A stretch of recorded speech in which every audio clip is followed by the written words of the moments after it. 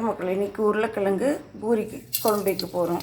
அதுக்கு இப்போது எண்ணெய் ஊற்றி கடுகு போட்டிருக்கேன்.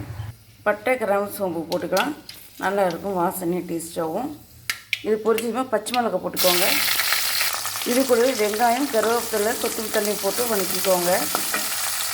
வெங்காயம் வணங்குறதுக்காக கொஞ்சமாக உப்பு, தக்காளி பழம் போட்டு வணக்குங்க. அது கூட உப்பு போட்டுக்கோங்க, குழம்புக்கு தேவையான அளவுக்கு உப்பு. தக்காளி பழம் கொஞ்சம் வணங்கினதும் மஞ்சத்தூள் போட்டு வணக்கிக்கலாம். தக்காளி பழம் நல்லா வணங்கிடுச்சு, உருளைக்கிழங்கு போட்டு வணக்கலாம். உப்பு நல்லா வணங்கிடுச்சு, தேவையான அளவுக்கு தண்ணி ஊற்றிக்கலாம்.